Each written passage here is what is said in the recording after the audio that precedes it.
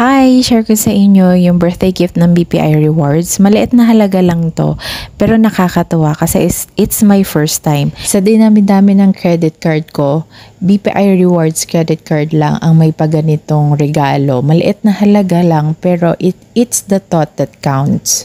Tsaka come to think of it, bago lang ang BPI Rewards ko. Nakuha ko lang ang BPI Rewards ko last quarter of 2024. Wala pang 1 year ang BPI Rewards card sa akin, pero may ganito na siyang regalo. Ito nga yung text na natanggap ko. I was too skeptical to click the link kasi naisip ko baka scam or virus lang.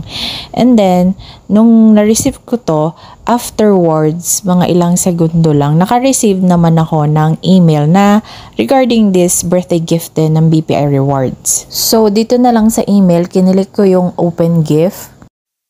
And then, napunta dito sa page na to.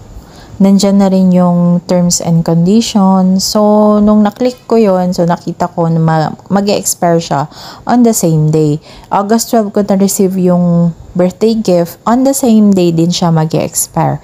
So, I have no choice. Kailangan ko talagang pumunta ng Jollibee ngayong araw na to, August 12. Kinilik ko na yung use and then lumabas na yung redemption code.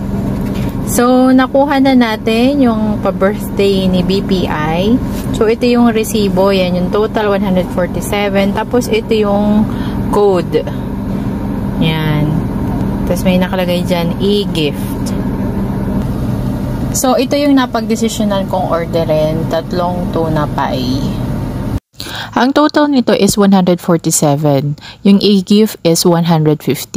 Hindi ka na po susuklian. Kung sakali naman na ang order is more than 150, magdadagdag ka na lang. Maraming salamat BPI Rewards. Maliit man ito, pero super na-appreciate ko. Pagkagamit ko ng e-gift, may na-receive din agad ako na email. Thank you once again and next year ulit. Bye!